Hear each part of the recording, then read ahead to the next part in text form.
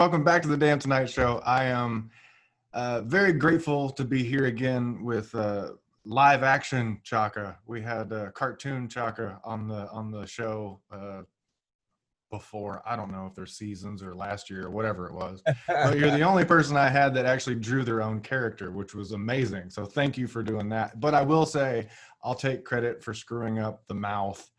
That was all me, but you actually drew the character. So thank you for that. Hey man, gotta represent, That's right. Well, and you've been doing a lot of art, like your little profile picture thing that came up, on the Zoom meeting before. Let's jump into that because we got plenty to talk about the Black Lives Music Fund, about the working group, about all kinds of things. But I've been watching some of the live streams from the protests in Austin. I can't go down there because of family stuff and all that. But in the live streams, I've actually been seeing your artwork being held up on signs. And what does that feel like? Well, a lot of people don't know. Like in my former life, I was a community organizer, and I've always been a visual artist. So I've always lent my hand to that in the past. The way I got started as a community organizer was a few blocks from my house. There was a Black police officer that was murdered by his own police force. There was a guy in the police that was in the same police academy as him that shot him in cold blood out in front of a restaurant in the evening time, late hours after the clubs let out. And I was living only a few blocks from there. So I immediately wrote a poem within a day or two of that, and I just posted it around on lamp poles around the neighborhood. And then there was an event down at City Hall, and it was the first time I had ever had a feeling like that. It was just packed, and people were demanding that there be accountability. How can we feel safe when a police officer, a Black police officer, isn't even safe in the city? So the energy was just crazy. And I don't remember exactly how it happened, but someone gave me the mic, and I don't know if they said, does anyone else have anything to say or what? I don't know how I got to the mic. It's kind of a blur, but I read this poem, and I swear that was the first time I realized the power of a poet. Like this whole energy surrounded me, it just like almost lifted me up off of my feet, the crowd's response after I was done. And a woman from this organization called Direct Action for Rights and Equality came up to me, and she was like, what you read was extremely powerful. And, I want you to, come and check us out. We're working on police accountability. We're working on a living wage. We have these campaigns. And that was my introduction to organizing. Like I just started getting involved in the organization immediately and helping them with different campaigns that they were running to create social justice for, underrepresented groups, low-income folks in South Side of Providence, Rhode Island, where I was living at the time. Right. So, I was an artist, and then I became a community organizer. So I didn't, those things didn't separate. It's right. Like if there was a protest or something going on, I'm making a poster. Right. So those things. There's no separation between my music, my art, and who I am. Right, it's just all one thing. So when we came down here, I was an organizer. I was a high school teacher. I ran a nonprofit arts organization with a friend of mine. We were taking the kids that were the bombers, the taggers, the kids that were getting arrested for making art, and we created a space for them. Taught them, how to, create businesses. The airbrush was really popular at the time, so we were airbrushing T-shirts. We were painting murals. We were teaching them how to screen print. Trying to take their talent and push it into a positive direction. So. These are all things that I did in a previous life before I came down here. So, we came down here with the intention of establishing ourselves as music artists. Right. And that's been the last 10 years of my life. I sacrificed my life for that. A lot of people don't understand, there was no plan B. There was no, I came down here at 32 years old. I'm 42 now. There was no what if this happens? It was no, this is going to happen. We got to make it happen. I woke up every day with that intention. And so this is not a game for me. It's not it's not to be famous or whatever. We appreciate the accolades and things that we've achieved, but sure. It's really about our life. This is our life. This is not, you know what I mean? Maybe we'll do something else. No, like this is what we do with our life. We create art and we allow that art and that music to create something for us. It gets back to us through our creation. That's beautiful. That's beautiful. And another thing, and I've been seeing, and I think we tried to talk to about it last time you were on, but it kind of got washed away and everything else we were talking about. But the Keep Living, Don't Die. Talk to me about that whole campaign and like how that happened, where you're on billboards all over the world. The country. Like, It was, the I think it was country. like 17 states. Wow. Yeah, I mean, I found out about Richard Overton, I think on his 111th birthday. Right. I read an article about him, and then I reached out to the woman that wrote the article from the Statesman, and I was like, you know, could you please, like, I really just want to meet him. Like, this is really special. Like, I can't believe someone like this lives in my city, and I don't know them. So, you know, she passed my email on to Voma, who was his caretaker. And then he reached out to me. We had a conversation. I ended up going over to his house, and I ended up sitting in his living room for hours. And it was just incredible to just be there with him in his space, in his home of over 70 years. But in that time, the family was expressing to me that they had raised previously, like maybe 12 to 14 months before, they had raised over $200,000 to keep him in his house. And they were coming to the end of that funding. So I was like, you know what, like, there's no way, you know, we're going to let you down. We're going to use our influence. We're going to use our community. We're going to start talking about this now. And by May, you know, we're going to have a party for his birthday. And we're going to use that as a tool to, you know, galvanize even more interest. So from that time in January to like a month or so after May, they had raised over $250,000. And that was more than they raised in the previous 18 months. Right. So, you know, that just to everyone out there listening, that just shows you the power of art, the power of using your community, whether it's big or small, how you can galvanize to make change. You know, we didn't know that it was going to have that type of result, right. But you know, we just spread the word, and we ended up partnering with Lyft, and we created a video that told the story even further. Yeah. But you know, during our time together, one of the things that he said is that, you know, when he met Steve Harvey asked him, you know, what's the key to your longevity? And he said, keep living, don't die. And that just stuck with me. You know, it was like there were many stories, but that was one that just like really stuck with me. It's just very poignant.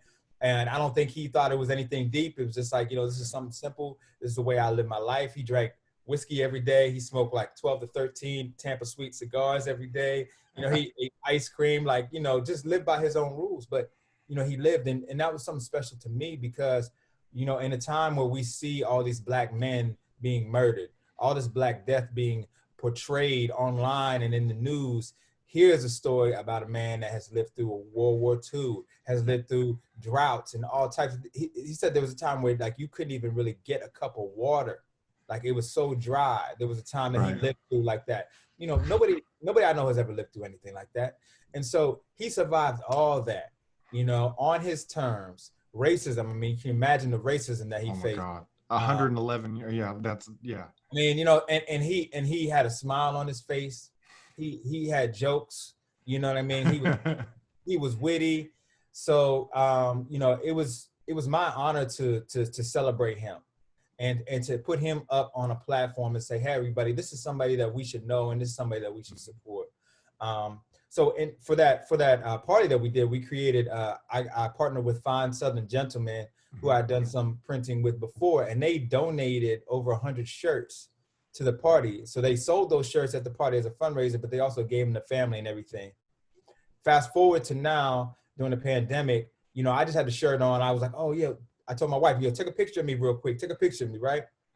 And I posted it up and people were like, yo, where can I get that t-shirt? Right. So I'm like, you know, actually, like I just did this for a fundraiser for the family, you know. But then like a couple of days later, it was like, you know, this could be a good source of income. Like, you know, people want it. So I reached out to the Overton family. You know, they gave me their complete blessing. I mean, complete. It was like, please do what you want with it. And that meant so much to me. So then, you know, I have a clothing line already. I'm wearing one of my shirts right now. Yeah. You know, I just added it to the collections that you could buy from my online store. And literally within minutes, an hour, there were shirts, you know, selling, those shirts were selling. So that Wow. that was huge for me. It was like Richard Overton giving back to me for what I gave then. You know, because it was at the early time of the COVID-19 where, you know, we were like, okay, where's our money going to be coming from? You know, we knew we weren't going to be performing, but we already had our situation set up where we weren't relying on performing anyway. But it was kind of like, oh man, but that little moment was like, okay, boom, here's a little bit of help. And it kind of just helped us center ourselves and get ourselves together. And of course, you know, we pivoted in a lot of different directions since then. But it was like a blessing, you know, just to receive that back from Richard Overton. He already gave me so much, but he continues to give, you know, even in his death. You know, that just shows that, you know, people never really die unless you forget them. Amen. Amen. And speaking of, like, you know, you said a little bit of help. Let's move into that and talk about Dawa. And the last I saw, you were up to like 16,000. Man, is it up? We're at 19,000 something. Yeah. Yeah. That's amazing. It is. Someone just gave like 2,000 yesterday. So yeah, it's taking on a life of its own. It's one of those things where, again, like I move on spirit. I don't move always in logical, you know, ways that people usually tend to try and figure out ROI or whatever. I as an artist here myself, there were times where, you know, we literally had people come and fill our refrigerator with groceries. We were on food stamps when we first got here. And then they cut us off of food stamps because they said that they claimed that we weren't, you know, looking for work. And I was looking for work. People don't understand. I got a master's degree and I couldn't get a job at Hobby Lobby. That sounds crazy, but this is the truth. This is what we did. I didn't get hired at Hobby Lobby, y'all. I been commissioned by the city to paint murals. I got a clothing line. I didn't get a job at Hobby Lobby. So that's what you got to understand where we were at. So our financial situation was precarious at best. And, you know, people would come. There was literally a friend of mine that came from high school that came to visit. He just popped in. He's like, yo, I'm in Austin, you know, come and check me out. And we went and we hung out. And, you know, he's eating food. And he's like, you want something? I'm like, nah, man, I'm cool. You know, I literally had like $19 in the bank. And, you know, we're walking back to his car. He's like, yo, what's going on? What's wrong? I'm just like, yo, like, we just broke right now. And I'm, you know, I just ain't got it, man. And I'm not feeling good about that. And he literally like took out a checkbook, you know, leaned on the top of his car and wrote a check for $800 for me right there. And I hadn't seen that guy in like 15 years or so. Right. So these are the type of things that, you know, keep you pushing. You know, when you get a gift like that, or someone comes and helps you out, it just lets you breathe a little bit, lets you lift your head up and try to figure out the next move. A lot of us don't have that. So many of us don't have that. They don't have a friend that could cut a check for $800. They don't have somebody that can bring growth. They're basically on their own, but they're still pursuing their life as a musician, as an artist, as a healer, whatever they do. And these are our friends. This is our community. These are people that we know. So every month, someone's going down. You know, someone's going down in flames. Someone's like, oh, you know, I don't know what I'm going to do. I got to pay this. I got to pay that. You know, child support, whoop, whoop, whoop, right? And it builds up, and you become, your mental health becomes an issue, right? So basically, Dawa, I just was like, I was not necessarily tired, but a lot of times when this happens, what you do is you get on your text, you get on your email, you get on your messenger on Facebook or whatever, you start hitting people up like, yo, can you give $10? Can you give $5? Can you give whatever, right? And, you know, a lot of times we're spearheading this ourselves, right? So you get what you can, you give it to the person, you hope that they can make it to the next you know, step of their journey, right? Sometimes it's not enough, and sometimes, you know, bad things happen. This is reality, right? But a lot of times you get enough, they can breathe and they can, you know, figure things out, right? So basically, I was just exhausted for now. And I was like, there needs to be a fund where people could go to when they come into these situations, when they're having a hard time, that they can just get $500, like with a very low, you know, ceiling in terms of application, like a few steps, boom, boom, boom, you fill it out. You know, you show that you're who you say you are, you know, you're artist, you put up a flyer, show a website, whatever, and you explain what you're going through, and boom, you get some money. So that was the intention behind Dawa. When I started, I threw a party for my birthday in September. We raised $3,000 there. And then before that, I put together a board of advisors. So I have Renee Collins from HAM, Health Alliance for Awesome Musicians. I have Darren Byler from Integral Healthcare. She's an executive over there. I have, healthcare practitioners, yoga instructors. Amit Matwani is a former executive at United Way. So it's a good mix, and it's very diverse in terms of the people and their experiences professionally and just in life. So, we've been working since September till now to just get our process together. So on June 29th is going to be our first applications. So this is going to be our first trial run of it. We have almost $20,000, and what we're going to be doing is giving away $200 HEB gift cards, because what we want to do is figure out our process. We have not tested it. We don't know what to expect, and we just want to figure it out. That after we go through that process, that's going to allow us the opportunity to say, hey, look, we got 300 applications. We can only give away 100 gift cards or whatever.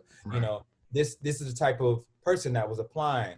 This is the demographic that we have, and we can apply for funds, based on that. So then once we have the funds, then we can really get into a process. My goal is to give away $50,000 to $60,000 a month, as soon as possible.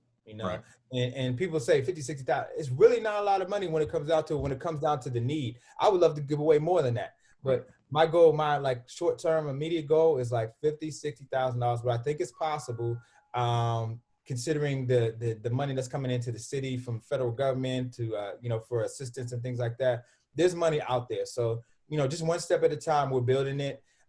Again, look out for the application on June 29th. We'll be launching it on the website, and it's for people of color. Okay, so people of color that are artists, musicians, social workers, caretakers, service industry folks.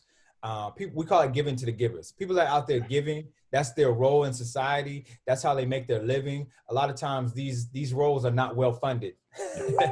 You don't make a lot of, teachers got to buy crayons for their classroom. You know what I'm saying? It's crazy, the things that some of the most important people in our society have to do to just live. So that's part of this too. It's we want you to be okay. That's, excuse me. And that's the main part of that really hooked me was your acknowledgement and focus on the mental health part of that. Because when you have to scrap like that, I mean, you've been there, we've all been that. It's almost impossible to be an artist when you can't pay your bills and you got a hungry kid or whatever it is. There's no room for processing art or being anything other than a surviving animal at that point. And anytime you can get a little bit of help to get you back into feeling somewhat in control, or at least your nose above the water. That's a beautiful thing. So that's amazing. I mean, I'll as soon as you get the apps up, anything you need me to do, we'll share everything, because that's where real work gets done. And the fact that you've got such a low you're planning on having such a low threshold on the application is huge too, because you can't jump through hoops when you just need a sandwich, man, or you just need to pay the gas bill, or you need to go grocery shopping or buy diapers. That's, I don't need to show you my bank account and my social security note, and all this crazy stuff just to go to HEB and get some food. So exactly. Thank you for doing that. And then let's move into that. No, go ahead. And I say you're welcome, and to what you're saying is some artists don't realize how addicted they are to struggling also to create their art. So some artists actually create the issues, and they have to get out of it to see that, we don't, it's some artists think they have to struggle to create. And, that's not necessarily true either. You can have the experiences, use those experiences, and still, be in a more sustainable or more situated place to create. What I tell musicians all the time, sure, you can struggle, but do you think once you get a full belly and pay your bills, the struggle is going to stop? There's plenty of things in this world to struggle about and to struggle with. Going to the grocery store shouldn't be one of them. Paying your electric bill shouldn't be one of them. Exactly. Yes. There's plenty of struggle in the world without having to worry about where you're getting your next meal. Especially for me, it's like owning the value of the artist. It's we play an important role. We create possibility for people. When they come and they see us perform, they're coming to break out of their status quo, their everyday reality. They're coming to see someone like fully expressing themselves so they can get the inspiration to possibly express themselves, or at least be a little fuller as a human being. They don't, they call it a show or whatever, but this is something sacred and something spiritual that we need as a community. Now, we don't live in villages and tribes anymore, but this is what it is. It's like, the people in our community that had those gifts, that's what they offered. And the community then in turn would give back to them, like, oh, here's some fruit, or here's whatever. This is in return for what you're giving us and the time that you took to develop that skill. Here's the offering to you, because you're giving us something that's valuable, but that's completely lost in our capitalist consumerist society. And it becomes about becoming some brand or something. And it's not really about that spirit and the importance of that role. That role is very important. We need artists to imagine, to create, so that we can then be inspired by that creativity and that imagination, and possibly create, a different situation for ourselves. Right. And not to mention, like, I mean, let's get into it this way. I am a white dude that has had a white guy experience in my life. You can watch TV shows, you can do all kinds of, but when you experience art from somebody that's living a life that's different from yours, then you can actually maybe understand where they're coming from. You can understand their experience. You can't live their experience, but you can at least get some kind of window into what another person's life is like. And that alone is the most important thing that we can deal with right now is, hey, this is me expressing where I'm at as a beautiful form of art. And it's important not only to me and people that look like me, but to everybody out there to get a window into the experience. And let's transition into that and talking about, last week, or I don't know, 2 weeks ago, whatever it was, on the working group. I talked a little bit about it on the show last time, but I didn't want to get too much into it without you here. But you went on the working group and proposed the Black Live Music Fund. Stop me whenever I get this wrong, because I keep saying Black Music Fund, or I keep screwing it up. But the Black Live Music Fund, to come out of the current Live Music Fund. And again, correct me if I'm wrong, but it used to be like 3 million something was the plan, but now from everything that's happening, it's down to like 1.5, 1.15, whatever it is. And that's being distributed through, we talked about low application bars with Dawa. This one has the highest application bar I think I've seen.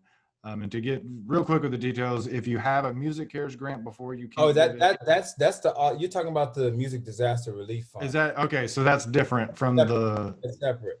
Okay, yeah. Okay. So this is what I'm talking. This is what I need. So the Black Live Music Fund would come out of the Live Music Fund, and has that been touched yet? The Live Music Fund. So the group that I was talking about, or talking to, in that video clip that some have seen, a lot of people saw the initial video clip, but I don't know. I think about a third. It got a third of the views of the original one, which was just me in my dining room, just putting it down. Then there's another one that I put up, which actually gives you context for the entire meeting. So there's a group of 15 or so people that have been gathering almost weekly to talk about what to do with this $1.5 million. So I'm the vice chair of the music commission, and I had the ability to bring people in. I could nominate one person at the beginning, but then I asked, like, is it okay for me to bring other people in? So, when they gave me the clearance on that, I brought in 2 other folks, which is Chiquita B and this guy, Ray Price, who's executive. He runs Notes for Notes at Dory Miller Auditorium. And before that, I had brought in Nook Turner as my first nominee. He's a rapper here, born and raised here, been doing things in the Black community since he was 14 years old, started something called Jump On It, which is over 20 years in existence. A true leader in awesome music out here that most of these folks don't know. Why? Because they don't have to know. Because they don't look at the Black community and what the Black community is doing. But, I have to know who these people are. So that's just another example of the white privilege. It's like they tell me these things don't exist, but it's not, they exist. You just don't look at them. Right. You don't look for them. So they're invisible to you. But see, I see the leadership and I see the things that are happening in the Black community. And it's time for Austin to take a step and invest in those things because they're out there. Just because you don't see them and just because they're not in the room with you, there's a lot of reasons, historical reasons why they're not there.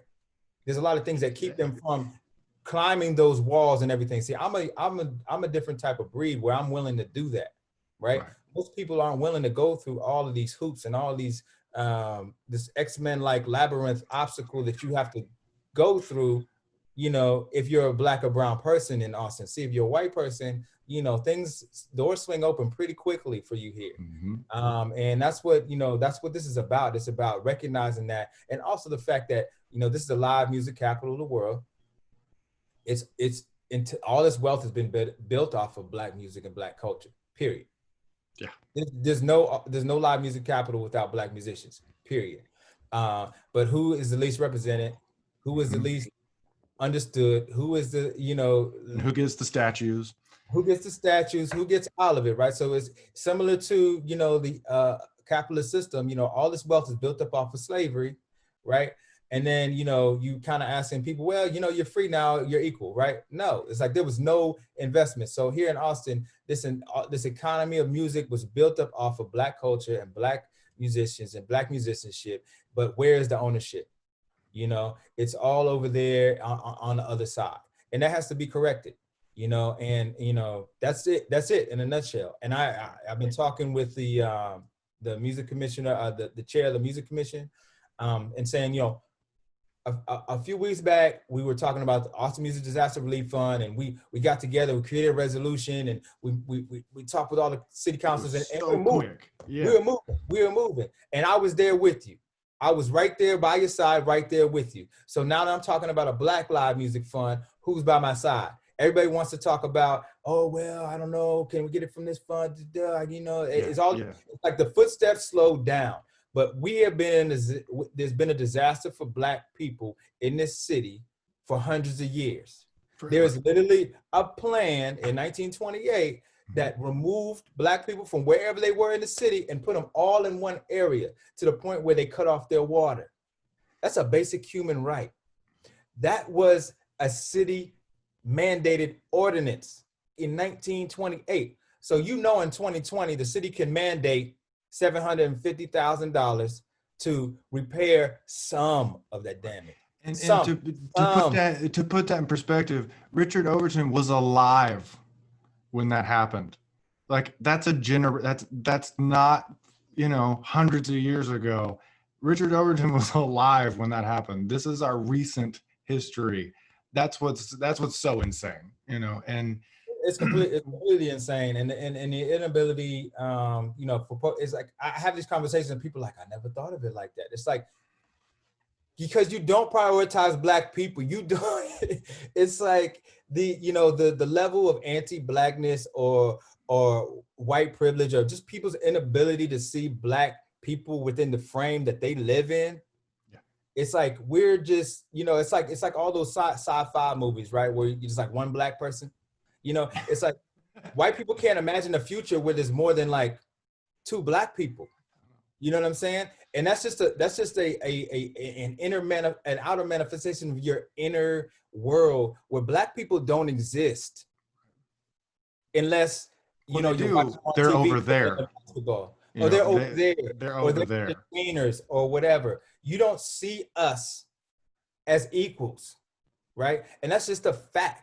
Right. And it's just a fact in the way that things get delivered. It's a fact in the way that I've been dealt with, where people have literally told me if I didn't talk about the things I talk about, that I would be at more tables.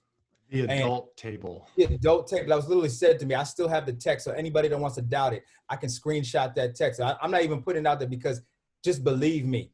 It's like a rape victim. It's like, you know, just believe them. I have no reason to say these things. I wish it wasn't this way.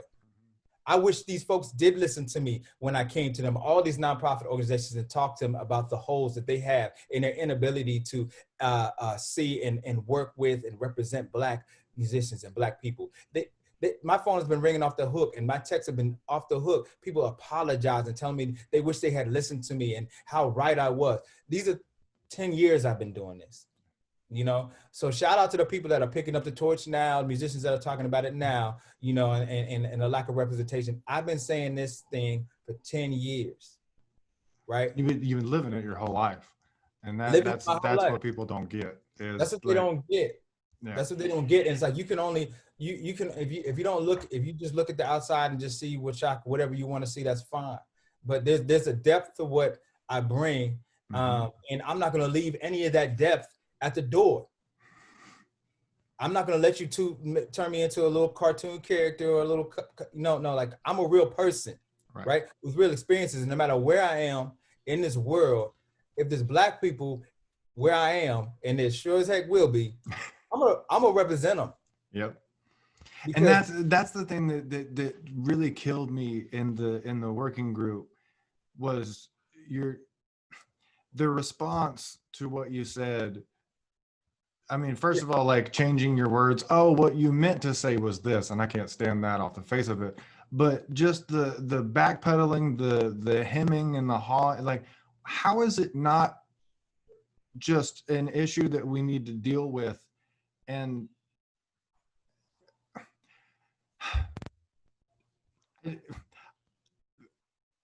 let's just say this: I'm very thankful you put that video out, because you seeing it, and I hope people go watch it, and like I'll timestamp it at the part that is if you've already seen the main video and you don't want to watch the whole thing again, I'll timestamp, or maybe I'll clip it in this. I've got seeing it up the on silence. YouTube. I got them up on YouTube. Just the silence and the reaction told me everything I needed to know about that group and who was in there and who they were worried about representing. And I just, man, please know that you're not alone. You got people that 1000% agree with you and are behind you.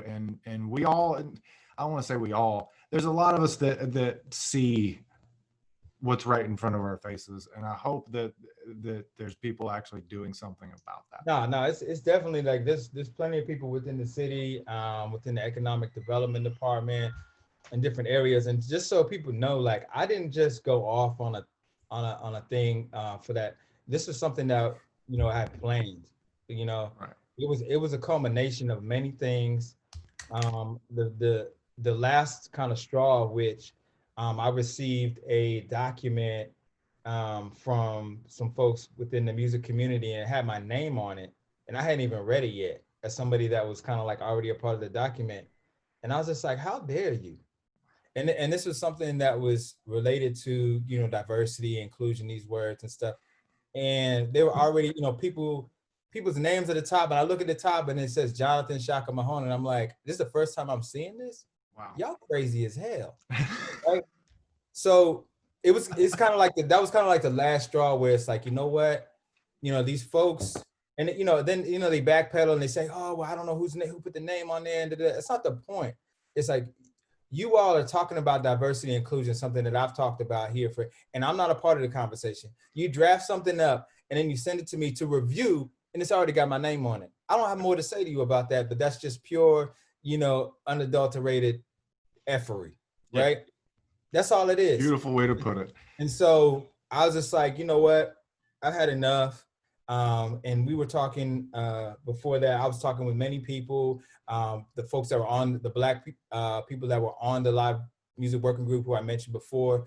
It was just like, yo, we gotta ask for this money. We gotta demand this money. And so, there was a process of us having a conversation about how much we were going to demand and boom, boom, boom. So this is part of a strategy. This was not like just me writing something and just blasting these fools. Right. Because I've done that at various times in various rooms. But this was like, and I've got you the last time I had a long video with you in it on Daily Oz Music before our interview was your speech at the convention center thing, where you're saying the exact same things as you're saying now about that. And like, this is not an opportunistic thing. This is not this is not a hashtag thing. This is life, and this is what you've been fighting for, and this is what they have continued to ignore. and just ignore and put words into your mouth and other people's mouths about the things that they're saying. And how arrogant do you have to be to ignore something that's right in your face? You know what I'm saying? Yeah. To say that it's not there when I'm right here looking at you. I am right here. Yeah. I got an email. This is shortly after that. I got an email from somebody, and they had all these different music organizations signed on for some, item for something. And I just sent an email back. I was like, where are the Black-led organizations in this? You just basically talked amongst yourselves, and everybody's fine and good, and we're gonna save awesome music or whatever, we're gonna do this thing. It's like, where are the Black-led organizations? Well, there are no established Black-led music organizations. This is what was said to me. So people have to realize this is what this is what Chaka has to hear from these so-called leaders in music. Yeah. No, you just don't know us. We have to know you. We have to know who runs where, and we have to go and talk with you, but you don't have to acknowledge us at all. And even when we're in the room, it's like, how could you even say that? Because I have a fund called Dawa. That's a Black-led music organization. Right. It may not be fully focused on music, but how dare you? Well, it's just the arrogance. It's the complete, nonchalance of this liberal, progressive, most segregated city in the country. Yeah. That's what's so frustrating to me is when you hear people that live here and that have lived here and have worked here as musicians saying, well, I just can't believe this is happening in Austin. What?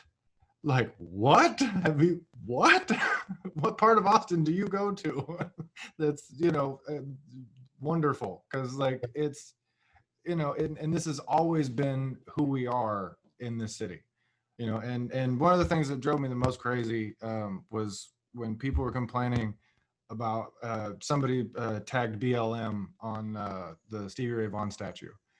And they're like, well, I don't get this. What does Stevie Ray Vaughan ever do? And all this. Well, he obviously invented blues music. Right. Yeah. Like, what? Yeah. Him and Elvis was rock and roll. Right. Yeah. And they just came up with it out of thin air. They didn't ever heard it anywhere before. They didn't steal it from anybody. No. They didn't sit down at the feet of legendary blues musicians that probably died with very little money in their bank account. No, they didn't. None of that happened. Stevie Ray, if he was alive, he would say that. Yep. He would say, yeah, like, yo, like I got this from Black people, like the Rolling Stones did. Mm-hmm. Or David Bowie. There's a lot of people that have said it. Right. And that's and I'll end on this and let you go because it's I know you're like the busiest human on earth right now. When, like you mentioned, David Bowie stuck up for, or really attacked MTV for not playing Black music on MTV. Now, where I grew up and like the musicians I looked up to and the leaders I looked up to were leaders like that who looked out for another group of people. Somewhere along the line, musicians, especially here, but I think everywhere, started to consider ourselves a community, like to fight for each other as music. And that's not what this was supposed to be. That's not who you're supposed to be as a leader, as an artist, as a person that's blessed with a way to express themselves. You're supposed to stand up for the people that can't stand up for themselves. You're supposed to be a voice for the voiceless, not a voice for the people that already have a voice. I think I said voice enough to get the point across. But like, that's not who we're supposed to be fighting for. We're supposed to be fighting for our community. And our community is not a bunch of musicians. Musicians are part of a larger community that we serve a purpose to. And we hopefully serve that well and well enough to be, compensated and live an okay life. But the elevation of musicians as a group in this whole thing is really rubbed me the wrong way, because that, in my mind, that's not who we're supposed to be as artists. Right. And that's part of my problem with the conversation that I've been a part of for the last few years, is that everybody's talking about how unaffordable it is for, privileged musicians, a lot of which, come from very privileged backgrounds. that can't afford to live here. But what none of these musicians talk about the black people that they're going to rent the home. You know, the black people got this place and now you're living in their homes. You're renting their homes for something that might be a little too expensive for you. But nobody talks about that story. None of these musicians. And it's not just the white musicians. That's why I said black and white. I should have included brown in what I said. It's like, it's not just it's not just white musicians. Black musicians don't have a connection to Black Austin either. They're not involved in the community. You know, they're also playing a role in it too. We have to accept that, you know, there's a lot of Black musicians that don't even know any Black Austinites, let alone Black organizations or the history of what has happened to Black people here. So it's also our responsibility to find out and then do something accordingly. You know, we can't afford to just necessarily just be musicians. Now, that's not anybody can do what they want. Like, that's my perspective. Yeah. You know, I think there is just like something just about just being able to just express yourself, and that's great. But you know, you come into a city and you do no research on what happened before you, and you create music, and you play in largely predominantly white-owned venues, and you live your life, right?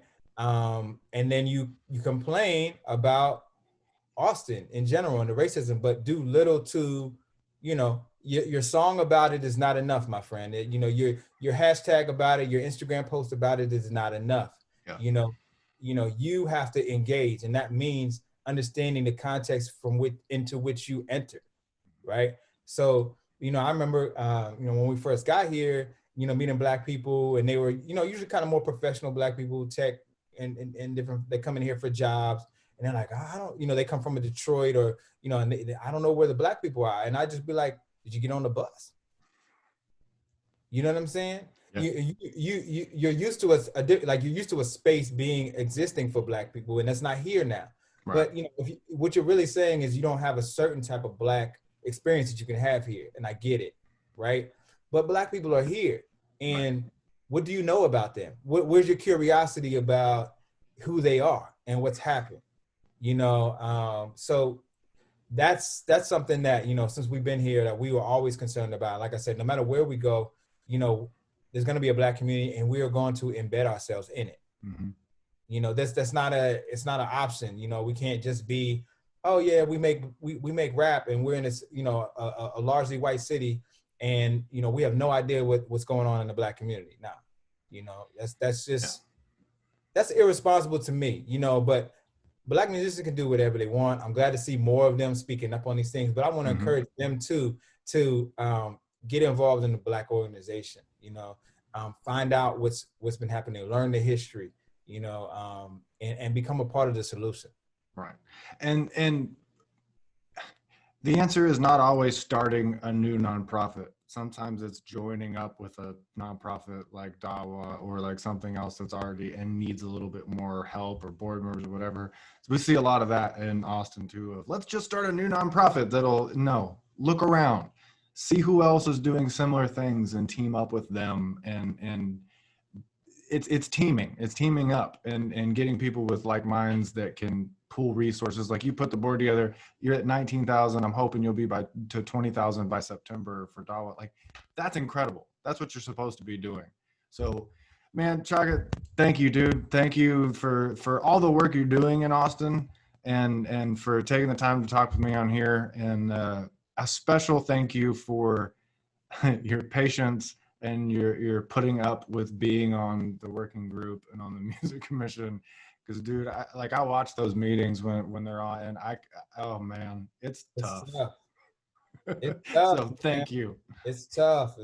But you know, like, again, like, you know, when Natasha Harper Madison asked me to be a part of the music commission, like, people think that I jumped up, and I didn't have any intention of being in this situation, in this role. But when she asked me to do it, I felt like, you know, spirit was just like, there's something here like important, you know? And so, you know, you have to make, you know, a little bit of a sacrifice to find out what that is.